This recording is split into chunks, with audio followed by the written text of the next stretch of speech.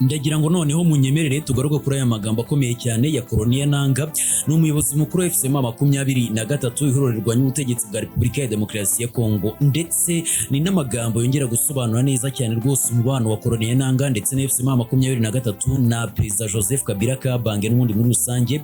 Ni ibibazo byiza cyane yabazwaga ni ku muyoboro wa YouTube Grand Rank News, ariko kandi rwose yabazwaga ibibazo byiza cyane bigendanye n'umutekano wa Repubulika ya Demokarasi ya Kongo, umubano we na Joseph Kabila ndetse nuko FC23 ibona Joseph Kabila n'ubundi muri rusange nk'umuntu ufite ubunararibonye, ndetse akaba anafite rwose igihe kinini cyane ku butegetsi bwa Repubulika ya Demokarasi ya Kongo. Yafashe iki mu biganiro biri gutegurwa by'abanyekongo byose Ntisimbura yabigarutseho neza cyane, agaragaza neza cyane ko rwose Joseph Kabila ari umuntu w'ingenzi muri ibyo biganiro bigomba guhuza abanyekongo, bityo ko rwose atagomba no kwiburamo, ndetse abagaragaza ko naramuka anabivuzemo azaba ari ikosa rikomeye cyane rizaba rikozwe n'abateguye ndetse n'abazabahagarariye bino biganiro n'ubundi muri rusange. Ndetse anagaragaza umubano utandukanye Perezida Joseph Kabila afitanye na Ntisimbura ndetse n'umutwe FC23. Reka tubive umuzi n'umuzingo, ariko kandi tuza gusoza rino jambo rya Ntisimbura turaza no kugaruka cyane ku mutwe wa ADF. Ni igitero giherutse kugabwa na ADF mu burasirazuba bwa Repubulika ya Demokarasi ya Kongo, nacyo kiravugwamo rwose gupfamo abantu benshi cyane, ndetse n'amakuru agiye atandukanye akomeje kugenda ajya hanze agaruka cyane kuri icyo gitero. Reka ngaruke mu kanya gato cyane ndi gukwinjiza muri iyi nkuru ku buryo burambuye, ndetse tunagaruka kuri icyo gitero cya ADF n'ubundi muri rusange. Ndakwibutsa ko ari amakuru agiye atandukanye agomba kujya agaragara kuri uyu muyoboro wacu wa Freedom TV. Reba hasi handitse subscribe kugira ngo tujye dukomeza kugenda tubana 5 kuri 5. Umuyobozi w'ihuriro rya FC23 Ntisimbura yavuze ko rwose Joseph Kabila wayoboye Repubulika ya Demokarasi ya Kongo kuva muri 2001 kugeza muri 2019 ari umuntu w'ingenzi cyane ukwiriye kwifashishwa mu gukemura ibibazo byugarije igihugu kubera ubunararibonye afite mu miyoborere ndetse n'amateka ya Repubulika ya Demokarasi ya Kongo, ndetse anagaragaza ko rwose afite byinshi cyane azi kurusha n'abari ku butegetsi kuri ubu ngubu.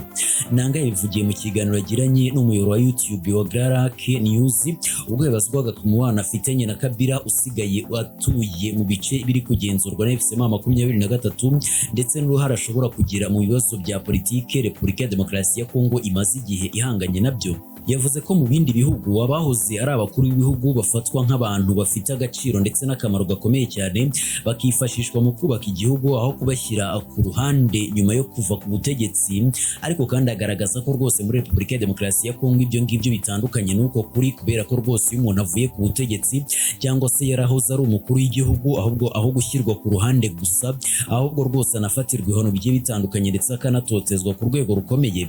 Ati ni mu bindi bihugu aho ari umukuru w'igihugu ni umutungo ukomeye cyane. Muri Kenya ubona uburyo bafatwa abahoze ari abakuru b'ibihugu, muri Ghana ubona uko bafatwa, ndetse no muri Afurika y'Epfo ni umutungo w'ibihugu byabo. Biragaragara neza cyane ko rwose baba ari abantu b'ingenzi ndetse banagomba kugenda bagira uruhare rukomeye cyane mu kubaka ibihugu byabo.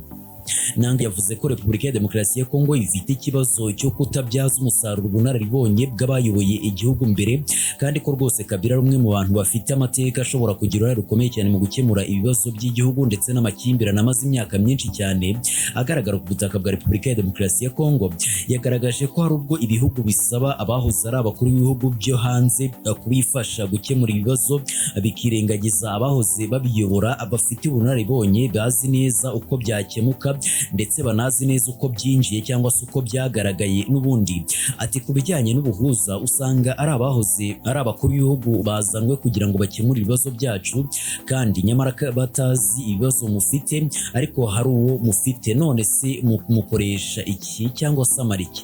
Ni ku mubano we na Joseph Kabila Nanga nawe yakomojeho avuga ko uhagaze neza cyane, ndetse amugaragaza nk'umuntu wahoze ayoboye igihugu wakwiriye guhabwa icyubahiro kurusha abandi bose ku butaka bwa Repubulika ya Demokarasi ya Kongo, ndetse anagaragaza ko rwose n'ubutegetsi bwa Kinshasa bufite ubwenge cyangwa se bugomba kubitekerezaho, bugomba kumuha icyubahiro akwiriye, ndetse akagomba no kugaragara ku rwego rugaragara ku ruhando mpuzamahanga, ndetse n'undi akanagaragara mu ruhare rukomeye cyane muri ibyo biganiro bigomba guhuza abanyekongo ubwabo. Nanga kandi yavuze ko Kabila agifite ijambo muri politiki ya Repubulika ya Demokarasi ya Kongo. Ati ese aracyafite ijambo? Igisubizo ni yego, afite ijambo kandi agomba no kugira umusanzu atanga kuri politiki ya Repubulika Iharanira Demokarasi ya Kongo. Umunyapolitike yakomeje avuga ko rwose kuba Kabila yarayoboye Repubulika Iharanira Demokarasi ya Kongo igihe kirekire kuriya bituma agira inshingano mu rugendo rw'igihugu, agaragaza ko rwose yifuza ko yagira uruhare rukomeye cyane mu bikorwa bigamije gukiza igihugu. Kuri ASM 23 byigeze guhwihwiswa ko yatutumbyemo umwuka mubi. Nanga yavuze ko rwose amakimbirane ari hagati y'abarwanyi cyangwa se abanyamuryango b'iri huriro agaragaza ko M23 na FC ari urwego rumwe, kandi ko rwose ngo nta n'amakimbirane adasanzwe yigeze agaragara mu mutwe FC 23, cyane cyane ko rwose ngo intego yawo ari imwe kandi ko rwose igomba no kugenda neza cyane. Koloneli Nanga yatanze ubutumwa mu gihe muri Nzeri mu mwaka wa 2025 urukiko rukuru rw'igisirikare cya Repubulika ya Demokarasi ya Kongo rwahamije Joseph Kabila uruhare mu ntambara ibera mu burasirazuba bw'igihugu, aho rwamukatiye igihano cy'urupfu ndetse rwose rukavuga ko agomba no gutabwa muri yombi. Muri icyo gihe Perezida wa Repubulika ya Demokarasi ya Kongo Felix Tshisekedi Chilombo ari gutegura ibiganiro bidaheza bizahuza abanyekongo, bivuga ko rwose adashaka ko abahagarariye AFCM 23 ndetse na Kabila babyitabira, ndetse akanagaragaza neza cyane ko rwose ngari bo bakomeje kugenda bateza umutekano muke ku butaka bwa Repubulika ya Demokarasi ya Kongo, bityo ko rwose batagomba kwitegura ibiganiro ndetse no kubyitabira bihuza abanyekongo. Akaba ari nayo mpamvu rwose ngo bigomba gukorwa mu buryo rwose M23 ndetse na Joseph Kabila ngo bakorera mu nyungu z'igihugu cy'u Rwanda batitabira ibyo biganiro. Nyamara kandi abasesenguzi benshi cyane bagaragaza ko M23 igomba kugira uruhare rukomeye cyane ndetse n'ijambo rinini rifatika muri ibyo biganiro, ndetse na Joseph Kabila akaba ari muri ibyo biganiro akagiramo uruhare rukomeye cyane n'ubundi muri ibyo biganiro bigomba guhuza abanyekongo. Mu yandi makuru, abantu batari munsi ya 16 bishwe n'ubundi mu gitero gishya gishinjwa abarwanyi ba ADF mu midugudu ya Mandiyete ndetse na Ndiyapanda muri teritwari ya Mambasa nko mu kilometero 165 mu majyepfo y'uburengerazuba bwa Buniya.